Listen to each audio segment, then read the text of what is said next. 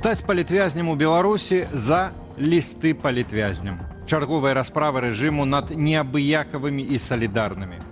Бульба, іранская, яблыкі, польскія. Ну што ж, купляйце не беларускае, каб не ўмёрлі з голаду. І адзіны еўрапейскі фронт. Хто гарантуе бяспеку ўкраіне? Аўторак, 19 жніўня, 19 гадзіна. Аб'ектыў. Я, Валер Руселік, вітаю спадарства і запрашаю на выданне.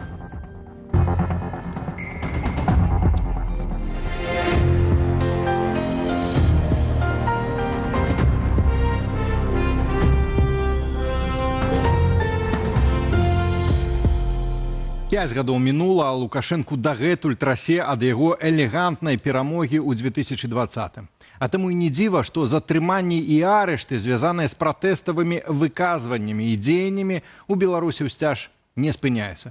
Пры гэтым пра сапраўдны маштаб рэпрэсіяў можна толькі здагадвацца, у тым ліку з-за адсутнасці незалежных медыяў у сённяшняй Беларусі. Тым часам пераследуюць элегантныя пераможцы нават папросту за выказванне словаў падтрымання і салідарнасці. Гэтак на мінулым тыдні пад удар трапілі 3 фігуранты справы, звязанай з ініцыятывай «Пісьмо.бел». Пра гэта паведаміў праваабарончы цэнтр «Вясна». Тэму працягне Ірына Дарафійчук.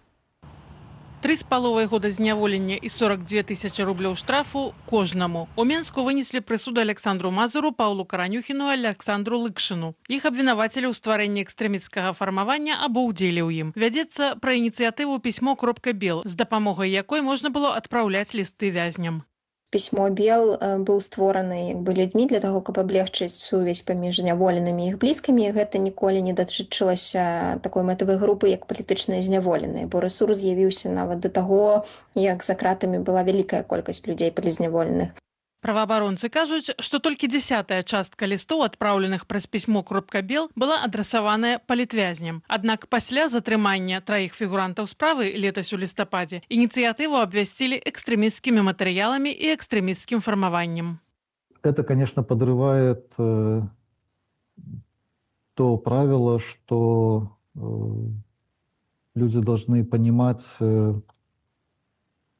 все ограничения, связанные с участием в ассоциациях, в инициативах.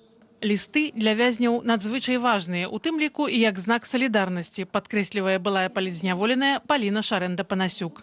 Нягледзячы нават на тое, што я ніводнага з гэтых лістоў не бачыла на працягу всех год, бо лісты ад людзей мне перасталі аддаваць яшчэ ў 21 годзе. Вось, але гэта падтрымка, яна адчувалася. Яна адчувалася і той эфект, якая яна рабіла на саміх гэтых турэмшчыкаў.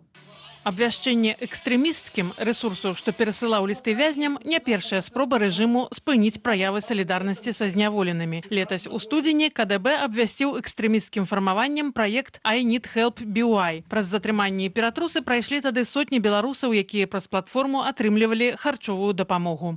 Праз салідарнасць гэта адзіная такая была даступная, легальная магчымасць паказваць тое, што вы аднадумцы са шматлікімі людзьмі, то бок гэтыя перадачы, лісты.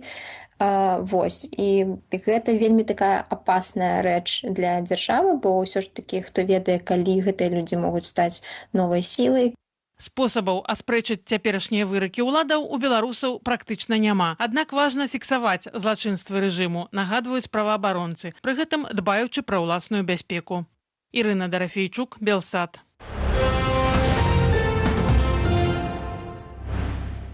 Матэматыка сельгас няўдачаў. Трайныя замаразкі прывялі да зніжэння ўраджаю яблыкаў утрая. Прынамсі, на Берасцейшчыне сёлета чакаюць сціплы ўраджай, але абяцаюць, што неяк дадуць рады. Пры гэтым у суседняй Польшчы, дзе ўмовы надвор'я падобныя на нашыя, ураджай яблыкаў будзе наадварот большы, чым летась. Ну, вось неяк матэматыка сельгас няўдачаў там не працуе. Чаму гэтак? Са смакам распавядзе Аліна Скрабунова. Такі прыгожы і смачны яблык ёсць у любой польскай краме. А вось на айчынных паліцах гэтая садавіна ёсць не заўсёды. І выглядае, што сёлета сітуацыя можа пагоршыцца. Напрыклад, на Берасцейшчыне ўраджай яблыкаў сёлета ўтрая меншы, чым летась. Пра гэта ў эфіры Первого информационного паведаміў старшыня Берасцейскага аблвыканкаму Пётр Пахомчык. Пострадали наши аграрии, которые вложили, скажем, определенный капитал для получения хорошего результата, но еще по независящим от них причинам получат результат меньше. Калі летась на Берасцейшчыне сабралі каля 120 тысяч тонн яблыкаў, то сёлета плануюць сабраць толькі 37-40 тысяч тоннаў. Пры гэтым Берасцейшчына галоўны вытворца яблык у краіне. Так вот, нас всего лишь 20% производит яблок в стране по садам, а Брестская 60%. Остальное Минск? Минск, да, еще чуть-чуть меньше, да. Со словаў Пятра Пахомчыка, большая частка ўраджаю і так ішла на экспорт. Таму для забеспячэння ўнутранага попыту яблыкаў хопіць. Слово чыноўніка перадае Первый информационный. В принципе, яблоко есть, и оно будет в закладке для того, чтобы поступало на наши прилавки в следующем году. Прычыну чыноўнік тлумачыць рэкордна нізкім ураджаем яблыкаў сёлета. Да гэтага спрычыніліся 3 хвалі вясенних заморозкаў. Яблоня условно цветет, и в этот момент произойдет заморозок, то, цветы просто погибают, и если можно спасти урожай, то там все равно частично его спасти, а не полностью получить. А в Беларуси, к сожалению, такое было. Другое дело, что в Беларуси даже взять, условно, прошлый год, который у нас якобы был урожайный, да, и сравнить с Польшей, да, мы яблок в разы меньше получаем с гектара, чем в Польше. Пры гэтым у самой Польшчы сёлета чакаюць ураджаю яблыкаў большага за леташні на 6%. Паводле кампаніі Genesis Fresh увесну ў Польшчы было толькі некалькі халодных начэй. Ураджайнасць для некаторых гатункаў знізіцца на 10-15%, але ключавыя гатункі на кшталт Golden Delicious і Aida Red пакажуць вынік на ўзроўні сярэдняга або вышэйшага за сярэдні. Агулам якасць пладоў абяцае быць высокаю. На думку ж Мікалая Лысянкова, польскі поспех у яблыках і іншых галінах сельскай гаспадаркі палягае яшчэ і на сістэме кіравання ды дзяржаўным падтрыманні. Маўляў, у Беларусі калгасы, а ў Польшы фермерскія гаспадаркі. У Беларусі падтрымліваюць толькі дзяржвытворцаў, а ў Польшчы усіх. Подкормки, технологии именно обработки от вредителей, от там всяких парши и прочего, да, микроподкормка растений, это все западные технологии, это все западные препараты. У нас в Беларуси с этим ограничено. Даже ограничено не то, что из-за санкций, а больше даже можно обойти санкции, там, привезти через третьи страны. Это больше связано с финансированием. Нету денег просто в стране, чтобы это купить. Вынік, як кажуць, навідавоку. Беларусь дзесяцігоддзямі закупляе чужыя, перадусім польскія яблыкі. І год таму нават стала найбуйнейшым пакупніком польскіх яблыкаў па-за межамі еўразвязу. А Польша пастаўляе сваю прадукцыю не толькі ў Еўропу, але і ў краіны Азіі ды Афрыкі. Аліна Скрабунова, Белсат. Да рэчы, каб яблыкі, бульба і іншая традыцыйная для Беларусі садавіна-гародніна канчаткова не сталася экзотыкай у айчынных крамах, чыноўнікі пашыраюць геаграфію, адкуль гэтае смакоцце да нас імпартуюць. Ну вось у прыватнасці 150 тоннаў бульбы, амаль 5000 тоннаў памідораў, без малога 1500 тоннаў розных відаў капусты, больш за 1200 тоннаў буракоў салеры, 64 тоны морквы і рэпы, 20 000 тонаў яблыкаў. Гэта няпоўны пералік паставак, якія цяпер у Беларусі чакаюць з Ірану. Ну што ж, працягваем нашае выданне. Чарговы праект. І цяпер ужо гаворка не пра бульбу, не пра яблыкі. Аднак рэалізацыя якога гэтак чакаў Лукашенка застанецца толькі на слова. Гаворка пра першы беларускі электрамабіль. Айчынны вытворца BLG прызнаў яго неканкурэнтна здольным. Затое прапанаваў бюджэтную альтэрнатыву. Праўда, з беларуска там хіба што толькі зборка. Падрабязней у наступным матэрыяле. Электрамабіль беларускай вытворчасці ўсё ж не паступіць у продаж. Серыйная вытворчасць мадэлі BLG EX50, запланаваная папярэдне на 2026 год, выйдзе надта дарагой, растлумачылі ў кампаніі вытворцы. Усе тэхнічныя працы, звязаныя з электрычнай мадэллю, былі паспяхова завершаныя. Аднак пры правядзенні эканамічнага аналізу сталася зразумела, што кошт кампанентаў вышэйшы за тыя, якія сёння ёсць на сусветным рынку. Гэта датычыць і электрарухавікоў, і батарэяў, і інвертараў. Прытым, што ўсе названыя дэталі зробленыя ў Беларусі. Гэтак электрарухавікі ад Магілёў Ліфтмашу, інвертары ад Наваполацкага ізмярыцеля, а батарэі ад першай акумулятарнай кампаніі. Тое, што не на нейкіх беларускіх заводах атрымалася зрабіць нешта амаль уручную, так яно заўжды будзе ў некалькі разоў даражэй, чым прамысловая прадукцыя, якая робіцца на канвееры. Таму ў гэтым няма нічога незвычайнага, гэта нармальнае становішча. Сёлета ў лютым у аб'яднаным інстытуце машынабудавання Нацыянальнай акадэміі навук, які рэалізоўваў праект разам з BLG, агучылі запланаваны кошт электрамабіля ў межах 25-30 тысяч долараў. Аднак ужо праз месяц ва ўстанове прызналі неканкурэнтаздольнасць распрацоўкі. Ее можно выпустить, но ее нужно продавать в первую очередь, а не просто делать ради делать. Гісторыя першага беларускага электрамабіля пачалася ў 2017 годзе. Тады Нацыянальная акадэмія навук рэпрэзентавала эксперыментальны ўзор легкавіка на базе Geely SC7. У 2021 ужо Міністэрства энергетыкі заяўляла, што першую партыю такіх аўтамабіляў выпусцяць да канца года. Пра завяршэнне працаў над спробавым узорам чыноўнікі казалі ў 2023 і таксама абяцалі паказаць яго да канца года. У студзені 2024 года Лукашенко падчас візіту на BLG сам агучыў тэрміны. До 1 января следующего года ты должен испытать машину. В первом квартале будущего года мы должны производить такие машины. Мы сможем это? Да. У пастаўленыя Лукашэнкам тэрміны на BLG выпусцілі толькі спробавую партыю беларускіх электракараў – 5 экземпляраў. Пакуль жа на BLG анансавалі бюджэтны электракар пад кодавай назваю Geely E22H, які выйдзе на рынак краіны ўжо ў кастрычніку. На прадпрыемстве адзначылі, што кітайскія партнёры адаптавалі аўта для беларусаў, русіфікавалі бартавы камп'ютар і сістэмы мультымедыя, дадалі абагрэў лабавой шыбы. Аднак кошту такога электравіка пакуль не называюць. Ірына Юрыва, Белсат. Ну а цяпер дэтэктыўна-канспіралагічная гісторыя. Жыхары Жлобіна заўважылі, што беларускі металургічны завод перастаў няспынна дыміць. Гэта азначае, што некаторыя печы на прадпрыемстве працуюць з перапынкам. У размове з нашай журналісткай, якая патэлефанавала на БМЗ як звычайная асоба, пацвердзілі, на заводзе і сапраўды зніжаны аб'ём вытворчасці. Сам завод, он, в принципе, нормально работает или есть какие-то моменты? Полное производство сейчас. Не полное? Нет, нету продукции пока, не покупается. У сацыяльных сетках жлобінцы адзначаюць, што прадпрыемства, відаць, працуе адну змену, а затым прастойвае 3. У канцы ліпеня намеснік генеральнага дырэктара БМЗ Сергей Цярлецкі заявіў, што завод паводле вынікаў першага паўгоддзя атрымаў прыбытак. Аднак увесну некаторых працаўнікоў адпраўлялі ў неадплатны адпачынак, а ў жніўні змянілі тэрміны выплатаў заробкаў.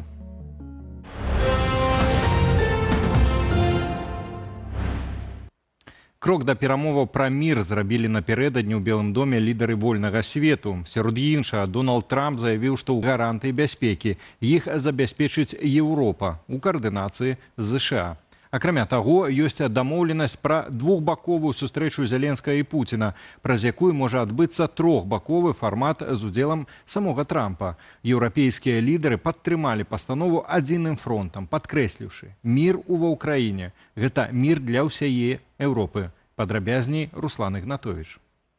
Перамовы паміж прэзідэнтамі ЗША Дональдам Трампам і Украіны Владзімірам Зяленскім, а таксама еўрапейскімі лідарамі сталі галоўнай палітычнай падзеяй апошніх сотняў. Пасля лютаўскага правалу сустрэча ў Вашынгтоне прайшла без публічных скандалаў. Замест узаемных абвінавачванняў і перапалак кампліменты, усмешкі і асцярожны аптымізм.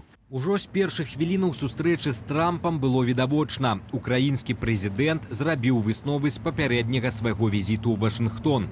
Калі тады ён быў у Шведры, то цяпер перад гаспадаром Белага дому стаяў Зеленскі ў строгім чорным гарнітуры. Без гальштука, але ў пінжаку. «Мне падабаецца», – коротка сказаў Трамп.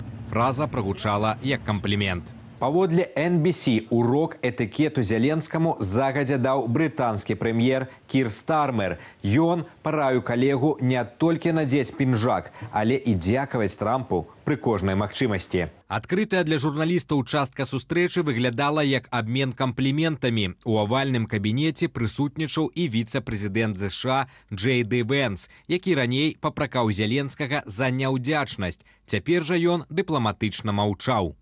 Пасля была закрытая частка. З таго, што вядома, на ёй Зеленскі дэманстраваў Трампу вялікую мапу Украіны і паказваў, якія тэрыторыі захапіла Расія. Неўзабаве да двух прэзідэнтаў далучыліся і еўрапейскія лідары Кір Стармер, Фрыдрых Мерц, Эмануэль Макрон, Джорджа Меллёні, Александр Стуб і Марк Руте выступалі адзіным фронтам. Пра што дамовіліся бакі? Галоўнае – гарантыі бяспекі для Украіны. Выглядае, што іх дасць Еўропа ў каардынацыі з ЗША. Мы абмеркавалі гарантыі бяспекі як ключавое пытанне, як адпраўны пункт для заканчэння вайны. Іншымі словамі, мы пачынаем з таго, што мусіць быць канчатковай мэтай, а менавіта з абароны, і пачынаем працаваць у гэтым кірунку. Важна, што Злучаныя Штаты Амерыкі падаюць ясны сігнал, што яны будуць сярод краінаў, якія дапамогуць, будуць каардынаваць і таксама возьмуць удзел у гарантыях бяспекі для Украіны. Сустрэчу з Зеленскім і еўрапейскімі лідарамі Трамп перарваў аднойчы, каб патэлефанаваць Пуціну. Дзяржсакратар ЗША, які прысутнічаў з амерыканскага боку пры тэлефоннай размове, распавёў, што гаспадар Крамля пагадзіўся на асабістую сустрэчу з Зеленскім. Яшчэ больш падрабязнасцяў пра акалічнасці гэтай размовы расказаў прэзідэнт Францыі. Была дамоўленасць пра тое, што спачатку адбудзецца двухбаковая серыя перамоваў паміж прэзідэнтам Зеленскім і прэзідэнтам Пуціным у месцы, якое будзе вызначанае найбліжэйшымі гадзінамі. А пасля гэтага адбудзецца трохбаковая сустрэча з прэзідэнтам Пуціным, прэзідэнтам Трампам і прэзідэнтам Зеленскім. Публічна Крэмль пакуль не пацвердзіў гатовасці Пуціна сустракацца з Зеленскім. А тым часам Украіна працягвае жыць пад абстрэламі. У момант, калі лідары вольнага свету абмяркоўвалі ў Вашынгтоне, як наблізіць мір у Еўропе, агрэсар запусціў па нашай паўднёвай суседцы 5 балістычных ракетаў, столькі ж крылатых і 270 ударных беспілотнікаў. Руслан Ігнатовіч, Белсат. Цытую. Наша мэта сустрэцца з амбасадарамі і прадстаўнікамі краінаў, сябрамі, партнёрамі дэмакратычных сілаў Беларусі, якія прымалі напярэдадні ўдзел у вашынгтонскіх перамовах. Канец цытаты. Пра гэта Белсату заявіў кіраўнік народнага антыкрызіснага ўпраўлення, намеснік кіраўніцы аб'яднанага пераходнага кабінету Павел Латушка. Паводле палітыка, усе партнёры пацвердзілі гатовасць да сустрэчаў. Ужо сёння спадар Павел паспеў правесці размову з прадстаўнікамі Міністэрства замежных справаў Польшчы і амбасадарам Фінляндыі, да якіх данёс пазіцыю дэмакратычных сілаў Беларусі. Важна зразумець, што калі Беларусь не будзе дэмакратычнай краіны, калі ў Беларусі будуць паліць зняволеныя, калі будуць працягвацца рэпрэсіі, калі будзе панаваць рэжым Лукашэнкі, то Беларусь ніколі не будзе донарам рэгіянальнай бяспекі. Толькі прывесці да змены ў Беларусі можа дазволіць у перспектыве, каб нашы суседзі адчувалі і разумелі і верылі ў тое, што Беларусь не будзе пагрозы. Пастаўкі расійскай нафты ў Угоршчыну і Славаччыну праз трубаправод «Дружба» спыніліся пасля атакі ўкраінскіх беспілотнікаў на нафтаперапампоўную станцыю ў Тамбоўскай вобласці Расіі. Праз нафтаправод сыравіна паступае і ў Беларусь, а таму айчынныя нафтаперапрацоўчыя прадпрыемствы могуць мець брак сыравіны. Асноўны вузел гэтай сеткі месціцца ў Мазыры, дзе «Дружба» разыходзіцца на паўночную і паўднёвую галіны. Паводле выдання «Флагшток» пастаўкі праз Беларусь спыніліся не толькі ў Еўропу, але і, відаць, на завод у Мазыры. Афіцыйна прадпрыемства праблемы не абвяшчала. У каментары Белсату мазырскі НПЗ не пацвердзіў, але і не аспрэчыў гэтай інфармацыі.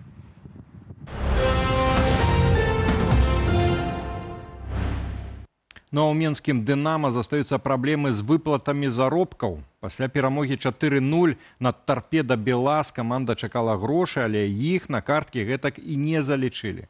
Наступным днём кіраўніцтва паведаміла, заробкі будуць, але толькі 50% ад поўнай сумы. Паводле выдання «Трыбуна» скараціць выплаты пастанавіў асабіста міністр спорту Сергей Кавальчук. Гэткім чынам Кавальчук карае футбалістаў і трэнерска-адміністрацыйны штаб за слабы выступ у першым коле чэмпіянату краіны, а таксама за вылета на ранняй стадыі еўракубкаў. Пры гэтым працаўнікі офісу і кіраўніцтва клуба не пацярпелі.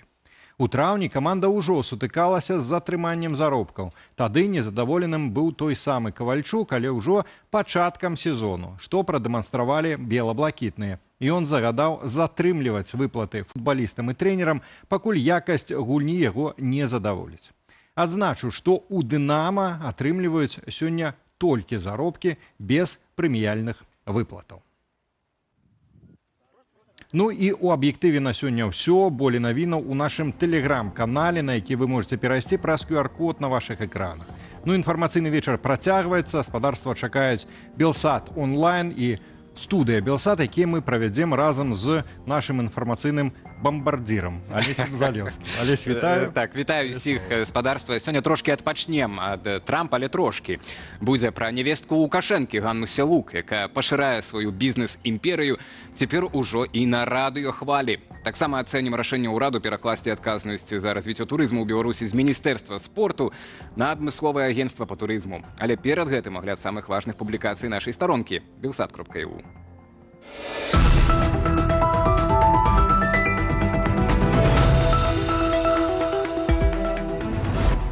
У берасці чарга легкавікоў на выезд у Польшчу дасягнула новага антырэкорду. Сёння апоўдні больш за 4600 аўтамабіляў чакалі, каб трапіць у еўразвяз.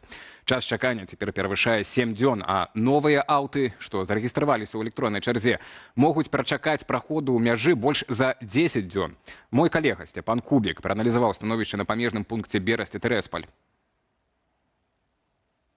Многія падарожнікі ўпэўненыя, шукаць вінаватых сярод польскіх памежнікаў не выпадае. Тыя працуюць у звычайным рытме. Асноўная праблема са сведчанняў турыстаў – так званыя прыярытэтнікі. Аўтамабілі выкліканыя ў пункт пропуску без чаргі. Напрыклад, з дзецьмі да 3 гадоў ці інвалідамі першай групы. У тэлеграм-чатах паведамляюць, што мінуць мяжу з такімі асобамі ў сваім аўце можа каштаваць да 500 еўраў. Што да аўтобусаў, то іх у чарзе больш за 100. Тым часам чэргі на мяжы Беларусі з Літвою і Латвіяй значна менш. У некаторых пунктах пропуску рух транспарту нават прыпыніўся праз наладжванне праграмнага забеспячэння. Ці гатовая дэмакратычная супольнасць падтрымаць усіх палітвязняў у выпадку іхнага адначасовага вызвалення? У аб'яднаным пераходным кабінеце адказалі на крытыку наконт браку грошай для пратрымання беларускіх палітвязняў. Прадстаўніца ў сацыяльнай палітыцы Ольга Зазулінская адзначыла, што ў міжнародным гуманітарным фондзе цяпер крыху больш за 1 мільён 200 тысяч еўраў. Але гэтых сродкаў можа не хапіць, калі ў адзін момант вызваляць усіх 1300 палітвязняў. У каментары Белсату Ольга Зазулінская растлумачыла, як працуе фонд і як ідзе размеркаванне сродкаў. Фонд дапамогі рэпрэсаваным фармуецца за кошт унёскаў замежных урадаў. І мы ўдзячныя кожнаму за гэта. Гэтыя сродкі праз беларускія арганізацыі дапамогі даходзяць да людзей. Ёсць і еўрапейскія праграмы падтрымання. Але, беручы пад увагу маштаб рэпрэсіяў, наяўных рэсурсаў відавочна недастаткова. Як падкрэсліла Зазулінская, калі падзяліць суму, што ёсць на кожнага, выйдзе менш за 1000 еўраў. Гэта відавочна недастаткова для рэабілітацыі, жылля, легалізацыі і першапачатковага падтрымання. У аб'яднаным пераходным кабінеце зазначаюць, што дапамога міжнародных партнёраў застаецца жыццёва важнаю, але таксама спадзяюцца і на салідарнасць беларусаў. Падрабязнасці шукайце на старонцы belсat.eu. 19 жніўня споўнілася 5 гадоў з дня гібелі Геннадзя Шутава, жыхара Берасця, які стаў адной з першых ахвяраў мірных пратэстаў 2020 года. Ён атрымаў смяротнае раненне ў галаву падчас падзеі ў спальным раёне гораду, але замест таго, каб распачаць справу аб забойстве, суд прызнаў вінаватым самога забітага. Ганна Калтыгіна ўзгадала адну з найбольш трагічных старонак беларускіх пратэстаў. Смяротнае раненне ў галаву Геннадзь Шутаў атрымаў яшчэ 11 жніўня, калі яны з сябарам апынуліся ў горадзе побач з людзьмі ў цывільным. Гэта аказаліся вайскоўцы са зброяй. Шутава адразу даставілі ў больніцу, пазней перавезлі ў Менск, але дактары ўжо не маглі выратаваць ягонага жыцця, і праз 8 дзён ён памёр. Гісторыя Шутова стала адным з самых трагічных і абсурдных сімвалаў пратэстаў. Забіты стаў абвінавачаным, а ўзброеныя сілавікі пацярпелымі. Геннадзь Шутаў пасмяротна быў прызнаны вінаватым у супраціве. Сваякі і праваабаронцы падкрэсліваюць, што дзяржава нават не спрабавала расследаваць забойства. Для ўладаў справа закрытая, але для сям'і гэта страта, што не мае тэрміну даўніны. 34 гады таму ў Савецкім Саюзе ўладу спрабаваў узяць пад свой кантроль Дзяржаўны камітэт надзвычайнага стану. Гэта ГКЧП па-руску. Путч праваліўся, і гэта паскорыла развал СССР. У сваёй асабістай калонцы на нашым сайце Любоў Лунёва паразважала на гэтую тэму. 19 жніўня 1991 года было абвешчана, што Міхаіл Гарбачоў нібыта хворы, а краіну павінен узначальніць віцэ-прэзідэнт СССР Геннадзь Янаеў. Але ўжо праз некалькі дзён путч праваліўся, і гэта сталася пачаткам канца Савецкага Саюзу. Аднак праз дзесяцігоддзі гісторыя атрымала працяг. Паводле Любові Лунёвай, імперскія амбіцыі Крамля не толькі не зніклі, але ператварыліся ў новую дзяржаўную ідэалогію. Сёння расійскія чыноўнікі адкрыта кажуць, што СССР юрыдычна існуе, а расійскія войскі паводле гэтай логікі нібыта маюць права аднаўляць парадак у адколатых рэспубліках. Прозвішчы змяніліся. Янаева, Кручкова і Язава замянілі Пуцін, Лаўроў і Патрушаў. Але, як зазначае Любоў Лунёва, метад той жа – сілаю утрымліваць суседзяў пад кантролем. Падрабязнасці чытайце на сайце ў матэрыяле пад назваю ГКЧП праваліўся, але справа яго жыве. Паводле выдання «Наша Ніва» затрыманыя ўладальнікі найбуйнейшых кампаній па арганізацыі канцэртаў Blackout Studio Іллі Пятроўскага і Atom Entertainment Александра Манышева. Прычым тут рэзкі кар'ерны ўзлёт нявесткі Лукашэнкі Ганны Сялук, абмяркуем неўзабаве ў студыі «Белсат».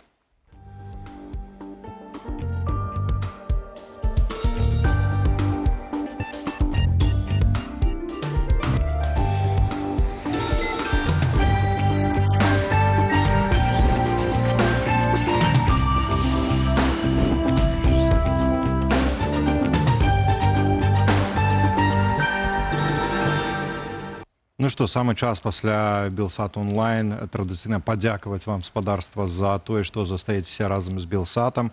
Дзякую усім, хто глядзіць нас у YouTube-трансляцыі, таксама тым, хто глядзіць праз тэлевізары. Нагул усім вялікі дзякуй і заклікаем таксама удзельнічаць у нашай апытанцы, але вернемся да яе трошкі пазней, пакуль што тэма, якую Алесь анансаваў, што адразу і да яе. Давай. Зачыстка дабралася і да забаўляльнай сферы ў Беларусі.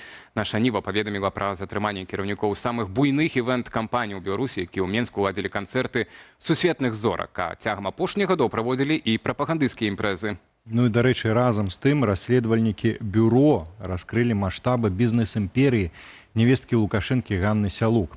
Апроч уласнага прадзюсарскага цэнтру, які існуе за кошт дзяржаўных замоваў, сваяжка кіраўніка краіны займела некалькі радыёпраектаў. Саша Манышев. Як стало вядома нашай Ніве, сілавікі прыйшлі да Александра Манышева, арганізатара канцэртаў і тэхдырэктара агенцтва Atom Entertainment, якое ў розныя гады прывозіла ў Беларусь такіх зорак, як Моббі, Лінкін Парк, Лана Дэл Рэй, 30 Seconds to Mars, Земфіру. Відаць, камусьці ва ўладзе не спадабалася, што кампаніі Манышева манапалізавалі рынак і абслугоўвалі большасць пралукашэнкаўскіх імпрэзаў, паведамілі крыніцы журналістам. А вось у радыёсферы рэжым ужо можа пахваліцца поспехамі. Паводле расследавання бюро, фірма «Музычная частота», што запусціла дзве радыёстанцыі «Душэўнае радыё» і «Супер ФМ», за 2024 год атрымала амаль 3 мільёны рублёў чыстага прыбытку. Асноўны заробак складаецца з продажу рэкламы, а 49% гэтай кампаніі належыць Ганне Сялук, як генеральнай прадзюсарцы музычнай медыякампаніі. І з намі на відэасувязі знаходзіцца адна з аўтарак расследавання бюро медыя Ксенія Везнікоўцева, журналістка, уласна, гэтага выдання. Вечар добры вам, спадарня Ксенія. Добрый вечер. Першае пытанне простае. Вось паведамляеце, што музычная частота, так, гэта установа, да якой мае датычнасць Ганна Сялук, зарабіла больш за 800 тысяч еўра. Ну, тым ліку на рэкламе. Ну, і што тут кепскага, што ў Беларусі хоць хтосьці зарабляе на шоу-бізнесе, бо рэдкасць вялікая. Ну, здесь нужно понимать, что как такового белорусского шоу-бизнеса в природе, по большому счету, до появления, собственно, продюсерского центра музыкальной медиакомпании самой Анны Силук, как такового не было. То есть эта субстанция, она как бы сформировалась как раз-таки благодаря именно вот невестке Лукашенко. И абсолютно закономерно, что она же и зарабатывает на этом бизнесе. Кроме того, хотелось бы отметить, что и у музыкальной чистоты, и у музыкальной медиакомпании в доле есть государственные организации. В частности, это компании, которые входят в структуру управ делами Лукашенко. Да, то есть ни для кого не секрет, что именно эта организация подмяла под себя десятки очень прибыльных бизнесов и предприятий, при том, сколько они действительно зарабатывают и каким образом аккумулируются эти средства, совершенно неясно. Поэтому нужно понимать и то, что в основном весь вот этот шоу-бизнес, он вращается непосредственно в орбите государства и власти, да, то есть основная масса, если, даже, наверное, можно сказать, что ближе к 100% мероприятий, которые проводят музыкальные медиакомпании, они финансируются за счет госбюджета, то есть получается, что деньги налогоплательщиков просто перекладываются в два кошелька. В кошелек структур государственных, которые подчиняются Лукашенко, и в структуру личный какой-то такой кошелечек уже непосредственно Анны Лукашенко-Силук. Ксенія, паслухайце, ці азначае вось тое, што фінансуецца за кошт беларускага бюджэту вся гэтая дзейнасць, ці азначае гэта, што, прынамсі, адной з галоўных мэтаў, вось акрамя непасрэдна зарабляння грошай, прыбірання канкурэнтаў і так далей, з'яўляецца яшчэ і ідэалагічны кантроль. То бок, калі за дзяржаўныя грошы, то там толькі могуць быць тыя, хто кіруе, хто падабаецца тым, хто кіруе дзяржавай. Ну і культурныя. Ці правильно я разумею? Песні увесь час. Ну, безусловно, конечно же, вся эта история не только ради денег, это, безусловно, идеологический проект, и это было супер очевидно, когда стартовал марафон единства в прошлом году, да, то есть это такая негласная, неофициальная предвыборная кампания Лукашенко была в очередной, так сказать, президентский срок. Поэтому совершенно очевидно, что и Лукашенко, и приближенные к нему люди осознают, что подконтрольный вот этот вот так называемый шоу-бизнес, конечно же, это, возможно, даже вопрос какой-то своего рода национальной безопасности. Поэтому здесь все удачно сложилось. Да, они реализовывают свою идеологическую функцию и при этом еще умудряются неплохо зарабатывать. То есть, это же мы сегодня выпустили материалы и обозначили непосредственно доходы только музыкальной частоты, то есть это только радиосегмент, да, есть же еще головная компания, музыкальная медиакомпания, и там, насколько я помню, чтобы не соврать, чистая прибыль, по-моему, варьировалась в 2024 году что-то порядка 8 миллионов белорусских рублей, то есть, это огромные деньги, ни одна компания, ни один продюсерский центр в Беларуси, которые также вращаются в орбите Лукашенко и вот этой вот всей пропагандистской музыки, они могут только мечтать о таких доходах. Ну да, запомнили фактично эту вызволенную прастору пасля 2020 года, так забаўляльную і у тым ліку ідэалагічную, як высветлілася. Ваше расследаванне выйшла амаль адначасова з інфармацыяй пра затрыманне спадара Манышева, так, Александра. Прынамсі, так сцвярджаюць крыніцы нашых калегаў нашай Нівы нашых выдання, да. І Blackout Studio таксама. Вы перад гэтым мы ўжо даведаліся, так, што быў затрыманы за карупцыю па карупцыйнай справе кіраўнік Палаца Рэспублікі, і вось гэты рэзкі ўзлёт Ганны Сялук, неяк вы звязваеце гэтыя ўсе затрыманні і з такім поспехам Ганны Сялук? Хотелось бы сразу обозначить, что то, что что-то сегодня опубликовала наша Нива, а потом мы выпустили свой материал, это абсолютно никак не связано, это просто звезды стали в ряд. Вот так случилось. Честно говоря, пока нет какой-то однозначной мысли, почему вот именно вот так может происходить, по крайней мере, по Максиму Приходовскому, потому что, как вы правильно заметили, он был, по-моему, директором Дворца Республики, а 30% музыкальной медиакомпании как раз принадлежит Дворцу Республики, да, и насколько я понимаю из того, что как бы я наблюдаю все эти годы, Приходовский был таким идейным соратником Анны Лукашенко, да, то есть фактически он был, наверное, около, так можно сказать, бизнес-партнер, да, невестки Лукашенко, поэтому причины какие-то обозначить, почему конкретно он был задержан, честно говоря, пока я не могу обозначить. То, что касается сегодняшних возможных задержаний, о которых писала наша Нива, насколько я понимаю, у названных вот этих господ у них было два сегмента бизнеса. Первый это вот как раз-таки организация концертов, а вторая вот это Blackout Studio. Насколько я знаю, это как раз-таки фирма по оснащению вот этих всех, в том числе провластных мероприятий, инфраструктуры, да, то есть это там свет, звук, там, наверное, декорации какие-то светодиодные, вот эти все штуки. Вот. И да, действительно, если мы говорим про сегмент рынка как организация концертов. Я сегодня проверила их бухгалтерские отчетности. Не могу сказать, что этот бизнес в последнее время был какой-то суперприбыльный, но этому есть абсолютно логическое объяснение, потому что Беларусь сейчас находится под таким куполом, да, куда, по сути, как бы никакой нормальный артист, да, какая-то мировая звезда, которая там не поддерживает российскую агрессию, она, конечно же, туда и не поедет, а даже если бы, наверное, и поехала, еще не факт, что она пройдет цензуру, ее пустят, да, все помнят как бы вот ту историю там с Рамштайн, когда им там устраивали читки там еще в какие-то старые бородатые времена, вот, а если мы говорим конкретно про Blackout Studio, которая занимается вот этим вот техническим оснащением как раз-таки, в том числе государственных мероприятий. Вот, например, у них был крупный тендерный заказ вот по Славянскому базару, который буквально вот месяц назад был. Да, то есть у них, я посмотрела, чистая прибыль была за 2024 год 2,6 миллиона белорусских рублей. То есть плюс-минус варьируется, как у музыкальной чистоты. Да, то есть это был действительно какой-то прибыльный бизнес в белорусских реалиях. И вот здесь как раз-таки я могу поразмышлять на тему того, что, возможно, как раз-таки вот это задержание, если оно действительно имело место быть, оно может быть связано с тем, что власти таким образом хотят как бы немножко сбить ценник на их услуги, потому что, я так понимаю, они действительно крупная фирма, которая за счет своего ресурса монополизировала вот эту вот зону по техническому оснащению. У них просто как-то так сложилось, видимо, что нет конкурентов, которые могли бы противостоять их возможностям, да. И второй вариант, возможно, музыкальная медиакомпания во главе с Анной Силук, может быть, хочет отжать этот, например, бизнес, да, поглядим, як эта справа будет развиваться.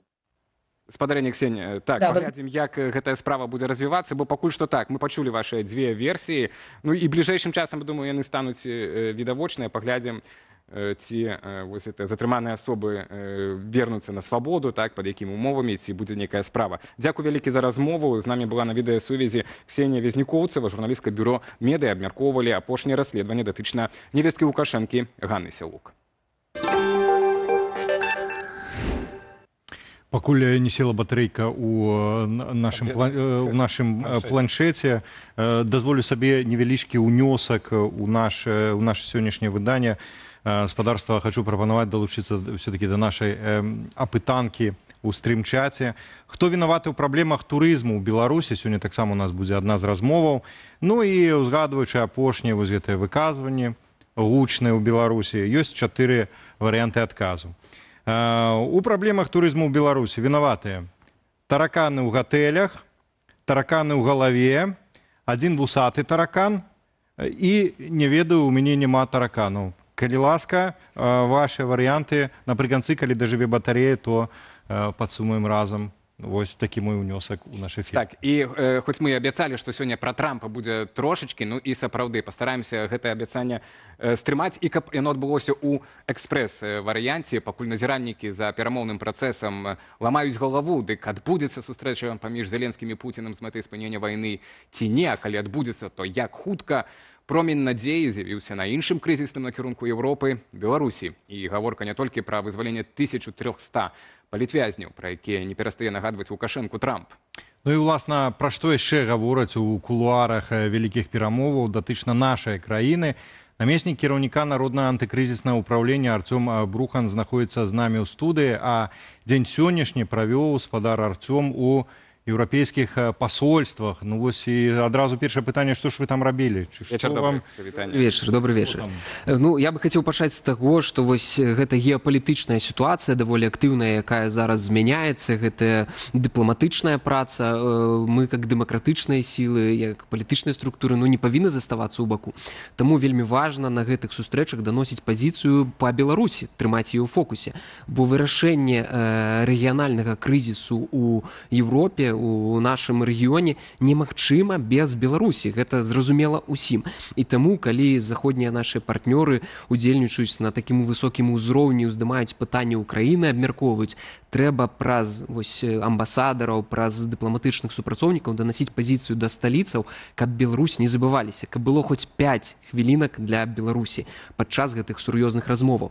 І зразумела, што часам з'яўляецца, як вы казалі, вось гэтая надзея. Злучаныя Штаты Амерыкі, уласна прэзідэнт Злучаных Штатаў Амерыкі Дональд Трамп уже двойчы ў сваёй сацыяльнай сеткі True Social узняў пытанні беларускіх палітычных вязняў, за што яму вялікая ўдзячнасць, бо сапраўды трымаць у фокусе ўсяго свету гэта пытанне вельмі важнае, але Беларусь гэта частка больш глобальнага пытання вырашэння рэгіянальнага крызісу. І вось пра гэта ідзе размова падчас сустрэчаў. Ну і якія рамкі вырашэння, скажам так, гэтага крызісу? Вось вызваляем палітвязняў, ну, а ў Палац Незалежнасці прыязджаеце на перамовы мірныя? Вось, калі вы ўзнялі самі гэта пытанне Мінск-3, зразумела, мы разумеем, што пытанне Мінск-3 гэта зараз даволі актуальнае. Калі год назад я прыходзіў на Белсат і казаў пра гэта, мне часам круцілі пальцам у віска. Але сапраўды вось зараз гэта ўжо даволі актуальнае пытанне. Мы чакаем. Нават Пуцін сказаў, што ён гатовы сустрэцца з Зеленскім у Маскве. Ведаеце, наступны крок, можа не Пуціна, можа Лукашенко скажа, так, давайте сустрэнемся ў Менску. І паглядзім, як будзе развівацца сітуацыя, але вельмі трэба зразумець простую рэч. Калі ў Беларусі знаходзяцца палітвязні, калі адбываецца кожны дзень рэпрэсіі, калі адбываецца міграцыйны крызіс, калі знішчаны ўсе незалежныя медыа і фактычна працягваюцца гэтыя рэпрэсіі, ну, або па сутнасці унутрапалітычны крызіс, то як Беларусь можа быць донарам рэгіянальнай стабільнасці? Як яна можа быць тым месцам, дзе вырашаюцца рэгіянальныя пытанні? Бо яна сама пакуль нестабільная. І вось у гэтым кантэксце умовы ці прапановы, якія даносяцца да нашых заходніх партнёраў, гэта давайце вырашым унутрапалітычныя пытанні ў Беларусі, і тады можам ісці нейкая размова пра донары рэгіянальнай стабільнасці. Калі гаворка пойдзе пра тое, каб перамовы, прынамсі двухбаковыя, трохбаковыя, Украина, Россия, США все-таки провести у Менску, дэмсілы як будуць на гэта рэагаваць? За, супраць? Чаму? Зразумела, што з маральнага пункту гледжання мы разумеем, што гэта такое прызнанне Лукашэнкі, яго легітымізацыя, яго змена вось гэтай знешнепалітычнай ізаляцыі, злом гэтай знешнепалітычнай ізаляцыі, гэта, ну, как бы мінусы ў гэтым кантэксце. Але калі перад умовамі для пляцоўкі Мінск-3 з'яўляецца вырашэнне ўнутрапалітычнага крызісу, вызваленне ўсіх палітвязняў, спыненне рэпрэсій. Нацыянальны дыалог унутры. У перспектыве галоўнай мэтай менавіта з'яўляецца вось гэты нацыянальны дыалог праз круглы стол, што таксама ўздымаецца падчас сустрэчы пытання. І вот наколькі жывучая гэта ваша прапанова сярод усіх тых прапановаў, якія і так трапляюць у гэтыя шматлікія абмеркаванні, якія цяпер ідуць паміж Еўропай? Я магу сказаць, што партнёры прыслухоўваюцца да гэтай прапановы, яна выклікае зацікаўленасць, але зразумела, што гэта, ведаеце, такі крок далейшы. Зараз на пачатку стаяць такія зразумелыя канкрэтныя рэчы, якія, прабачце, можна памацаць. Гэта 1300 чалавек палітвязняў і спыненне рэпрэсій, спыненне міграцыйнага крызісу. Але мэтай сапраўды гэта нейкі нацыянальны дыалог у Беларусі праз інструмент круглага стала. І ведаеце, учора, паўтаруся, калі мы казалі пра Мінск-3, пра вызваленне палітвязняў, ну хтосьці не верыў, што гэта адбудзецца. Ну вось таксама і пра круглы стол. Палітыка гэта мастацтва магчымасці. Артём, апошняе пытанне. Ну вось які сцэнар датычны Беларусі? Новая Фінляндыя, которая супернейтральная і ў Савецкі Саюз не ўваходзіць, але і ў НАТО і Еўразвяз.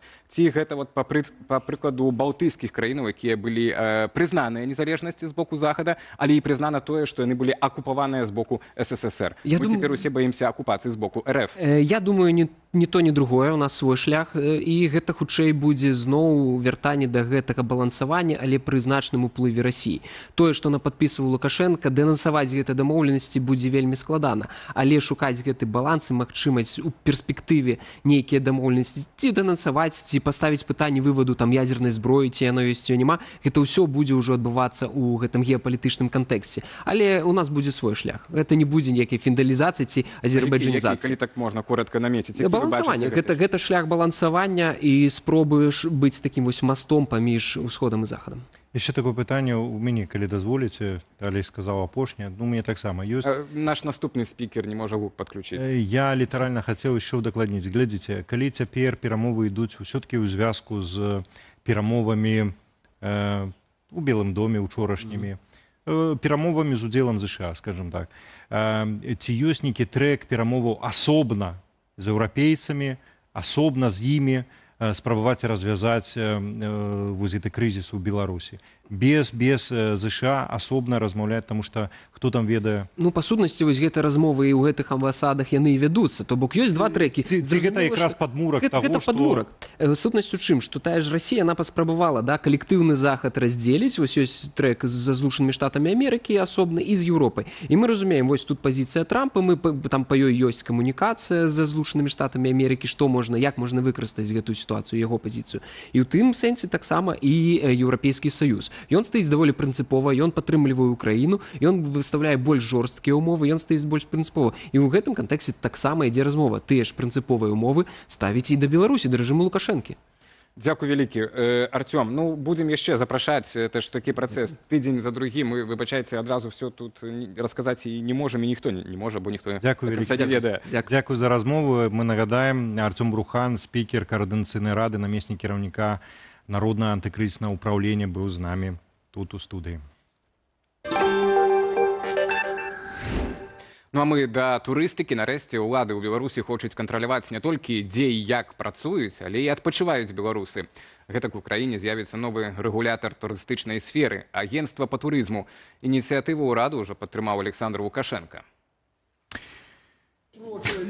Турыстычная сфера ў Беларусі забяспечвае каля 2% ВУПу, што, на думку першага намесніка прэм'ер-міністра Мікалая Снапкова, не адпавядае яго патэнцыйнаму ўзроўню і магчымасцям. Аб'ём вывезеных беларускімі турыстамі сродкаў у 12 разоў большы за аб'ём сродкаў, увезеных замежнымі турыстамі. Таму задача ўраду будзе змяніць баланс, каб у краіне заставалася болей валюты. Сёння ў Беларусі дамінуюць кароткатэрміновыя паездкі. У выніку, скардзіцца Снапкоў, замежныя турысты ў Беларусі пакідаюць усяго $125 за сотні, а беларускія меней за 50. А вось сярэдні чэк беларуса ў замежным адпачынку $215. Паводле афіцыйнай статыстыкі, нашыя грамадзяне ў сярэднім за візіт у Турцыі пакідаюць больш за $1000, у Грузіі 770. Дапаможа разабрацца ў гэтай тэме нам Юрай Смеляшкевіч, былы бізнесовец у галіне гэтай турызму і былы палітвязень, як і многія бізнесаўцы ў Беларусі. Юрай, вітаем вас. Вечар добры, шановне панства. Ну, пра тое, што год турыстыкі, нават цэлую пяцігодку турыстыкі ўлады хочуць абвясціць, стала вядома пра тое так, як у нас пасля таго, як прамысловасць упала да нуля пасля крызісу, так, замарозкі, скажем так, эканомікі ў Расіі. Але вось гэтае рашэнне па агенцтву па турызму, як яно мае палепшыць сітуацыю? Наколькі я ведаю, это ўжо год 15 дамагаліся, супольнасць турыстычная дамагалася такога рашэння. І вось нарэшце, што зменіцца? Насамрэч, турыстычная супольнасць па-рознаму дамагалася зменаў у турыстычнай палітыцы. І часта гэта было чаканне на большае разняволенне тых нарматываў, якія дзейнічалі ў сферы турызма. І агенцыя па турызму – гэта тая інстытуцыя, якая існавала ўжо даволі даўно на тэрыторыі Беларусі. Яна взяла на сябе функцыі шмат у чым такога стандарта якасці для экскурсаводаў. Яна выконвала функцыю, у тым ліку, абмежавання турыстычнай актыўнасці, экскурсійнай актыўнасці, асабліва для тых экскурсаводаў, якія з пункту гледжання ўлады не маглі працаваць у гэтай сферы, яны сталі фільтрам і інструментам забароны на прафесію для пэўных вельмі выбітных і вельмі значных беларускіх экскурсаводаў. Таму гэтае рашэнне для мяне, хутчэй, нешта сведчанне дадатковай рэгуляцыі, якая прывядзе, хутчэй за ўсё, да новых абмежаванняў і новых абавязальніцтваў, якія будуць вымушаны выконваць прыватныя прадпрыемствы, якія до гэтага былі больш-менш свабодныя ў сваёй актыўнасці. Юрась, я б хацеў вярнуцца да такой агульнай ацэнкі. Мы задаем нашым гледачам сёння пытанне, хто ўвогуле вінаваты у праблемах турызму ў Беларусі. У нас некалькі адказаў ёсць. Тараканы ў гатэлях, недавно тут расказвалі пра іх з высокіх трыбунаў. Ёсць варыянт тараканы ў галаве, один вусаты таракан, і не ведаю, у мяне няма тараканаў. Вы, як адмысловец у галіне турызму, як бы вы адказалі, які варыянт абралі? Магчыма, у вас нейкі пяты варыянт ёсць свой? Безумоўна, тараканы – гэта праблема для любой турыстычнай сферы, а асабліва для рэстарацыяў і гасцініцаў. І свабода турыстычнага актыўнасці ў бізнес-сферы, яны б дапамаглі пераадолець усе гэтыя недахопы і усе гэтыя трагедыі і шокі ад сутыкнення з гэтым ненавязлівым лукашэнкаўскім сервісам. Насамрэч, больш прыватнай ініцыятывы, больш свабоды ў гэтай эканамічнай актыўнасці, яно б дала нам той вынік, які мы ўсе чакалі б для нашай краіны, каб азёрны край быў не проста на словах і на закліках і рэчоўках улады, але непасрэдна стаўся бы рэальнасцю для таких цудоўных беларускіх гарадоў, дзе можа квітнець турыстыка. Напрыклад, як той же самы Мядзел, ці тыя курортныя гарады, якія знаходзяцца на беларускім паазер'і, і дзе зараз развіваецца турыстыка толькі загадамі і пануканнямі з Менска.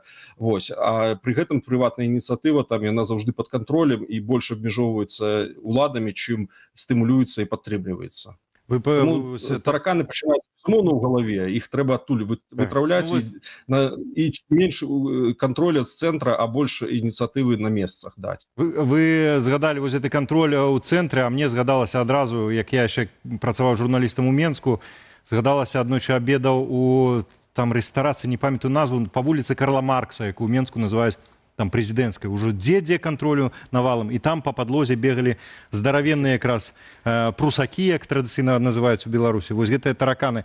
Паслухайце, ці можа быць яшчэ адна прычына ў праблемах беларускага турызму? Якраз вы згадалі праблемы ў прыватнікаў. Это тое, што ў беларускім турызме занадта мала савецкага і расейскага. А то там пастаянна вылазяць то нейкія каліноўскія, то геніюш, то яшчэ хтосьці, і таму трэба і ідэалагічна гэтых экскурсаводаў таксама пастаянна кантраляваць, і нейкія акрэдытацыі гэтым даваць, гэтым не даваць. Гэта з'яўляецца фактарам і прычынай гэтых праблем, альбо все-таки дробна? Безумоўна, то, што экскурсійная дзейнасць сталася часткай ідэалагічнай прапрацоўкі грамадства, калі экскурсаводы абавязалі фактычна быць палітычным агентам уладаў, гэта, безумоўна, сталася нейкім крытэрам абмежавання і самацэнзуры. А ў такіх абставінах творчая прафесія, якая патрабуе адданай такой працы з сваімі слухачамі, са сваёй аўдыторыяй, яна, безумоўна, немажлівая. І таму фармальнасці вельмі стала шмат у гэтай дзейнасці. Таму я лічу, што надо даваць больш давераць людзям, якія служаць у тым ліку іншым людзям праз сваю экскурсійную краязнаўчую актыўнасць. І я думаю, што тады і якасці паслугаў турыстычных і экскурсійных у нас будзе расці. Улады ж на гэта ўсё накідваюць сваю нейкую шаблоны свае, абмежаванні, такім чынам скажаючы і прафануючы сапраўдную актыўнасць па развіццю турыстыцы. Нават чат GPT ведае, чаму ў Беларусі не развіваецца турыстыка, даў такія варыянты. Першая, візавыя бар'еры і доступ. Другая, нізкая бачнасць на міжнародным рынку, слаба маркетынгавая падтрымка. Трэцяя, палітычная сітуацыя і праваабарончыя пытанні. То бок, з трох гэтых праблемаў. Першае і трэцяе гэта палітычны крызіс, які цяпер у Беларусі і наступствы ягонага фактычна. Але калі нават мы уявім, што яго не будзе, цяпер ідуць перамовы, то які вобраз, якая фішка Беларусі мае быць у чым, каб шырока паехаў турыст, так, шырока паехалі турысты ў нашу краіну, ці гэта музей Савецкага Саюза сапраўды, ці так як улады шмат прадаюць, ці прадаецца наша краіна, чаму не, ці гэта некий іншы вобраз, як вы бачыце? Ну, безумоўна, турыстыка мае розныя вымярэнні, і часам яна можа быць вельмі нечаканай. Калісьці, я памятаю, эксплуатавалі такі вось образ заказніка сацыялізма ці апошняй дыктатуры Еўропы, калі людзі маглі прыехаць паглядзець на той Савецкі Саюз, які фрагментам застаўся ў цэнтры Еўропы.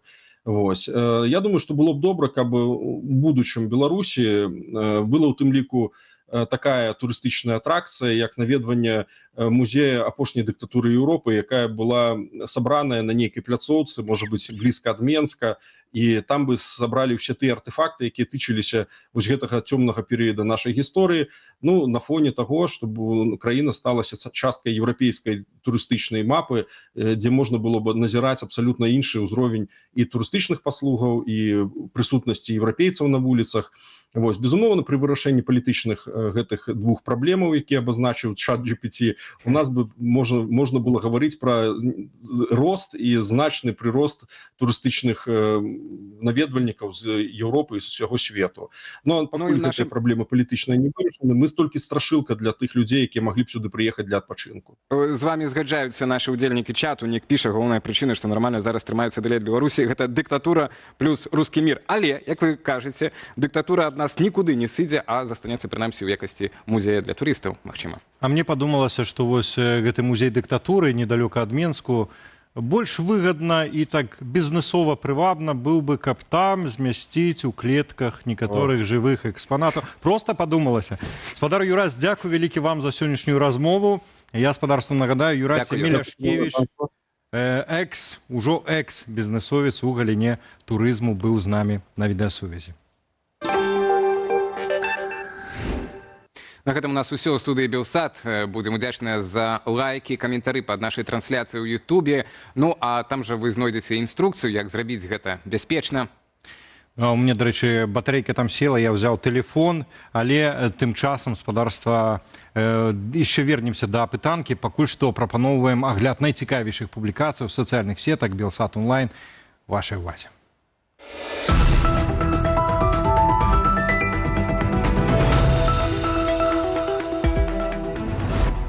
Як моцна вы любіце вашага хатняга гадаванца? Здаецца, мы знайшлі самага кемлівага аматара коцікаў, гатовага пайсці на што заўгодна, абы парадаваць свайго чатырохлапага. І вось што прыдумаў інжынер з Кітаю? Глядзіце на старонцы Белсату ў Інстаграм.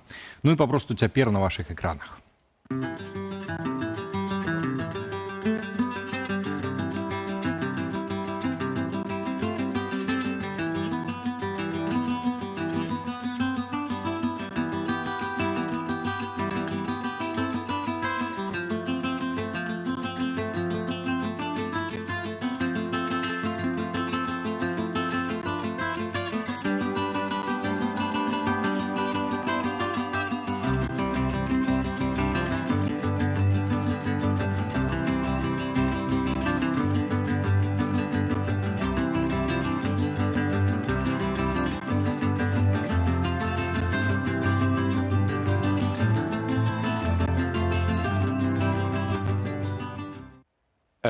Можаце ўявіць сабе магніцік з выяваю не Лондану ці Парыжу, а роднага дому, што вы пакінулі ў Беларусі. Мастачка Надзя Саяпіна зробіць такі сувенір адмыслова для вас. Ну і вось як ствараюцца гэткія настальгічныя магнітыкі, можна даведацца ў праграме «Раніца з Белсатам», а кароткае відэа глядзіце ў нашым інстаграме. Я іх рабіла по фотаздымках мігрантаў і мігрантак з Беларусі і Украіны, якія я збірала для іншай часткі праекта, для відэапрацы. І там яны паказваліся. І вось я так пачала маляваць па гэтых фотаздымках першыя магніты.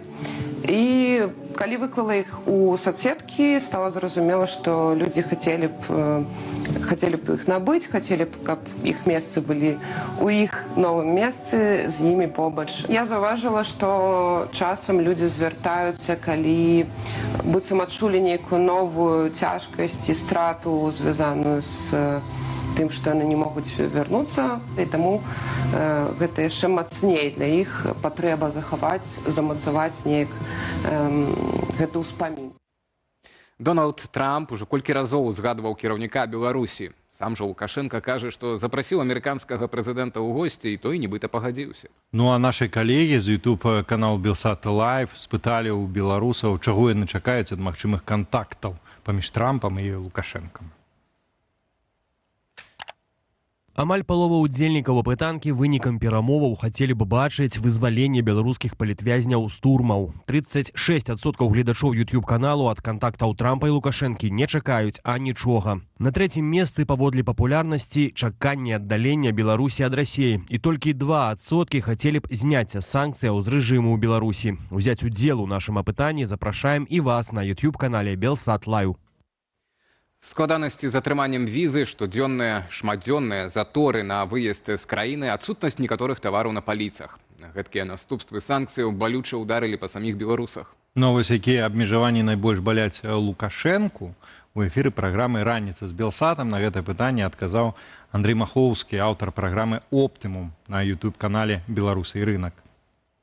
Это, конечно, калий, да, запрет на транзит калия через топливо, нефть и там дизель, да, который мы продавали. У нас как бы два основных рынка сбыта были, это Украина и Европа. Ну, это близко, и там, это для нас такие два премиальных рынка были. Вот сейчас она не покупает, и сейчас мы видим, что белорусские вот эти НПЗ находятся в убытках. Они с осени, минимум с осени прошлого года работают в убыток. У них рентабельность глубоко отрицательная. Они вынуждены сокращать производство, потому что зачем как бы производить, да, себе в убыток. Ну да, это было еще, эфир был до того, как стало вядома про удар ЗСУ по размеркавальнай станцыі «Дружба». Ну добра, давай гістарычны момант зробім. Ёсць у нас з чым павіншаваць Александра Лукашэнку. Нарэшце ён хоць дзесьці набраў больш за 3%. На дадзены момант 73% у нашай апытанцы, хто вінаваты ў праблемах турызму ў Беларусі, набраў варыянт «Адзін вусаты таракан». Александр Лукашенко, мы вас віншуем. Дзякую усім за праведзены з намі час, за ўвагу, за вашыя лайкі і каментары. Ну і для вас працавалі мой цудоўны выбітны калега і не менш цудоўны Валера Руселік. Ну і з гэтымі кампліментамі мы дадому. Вам всего найлепшага. Добрага вечара.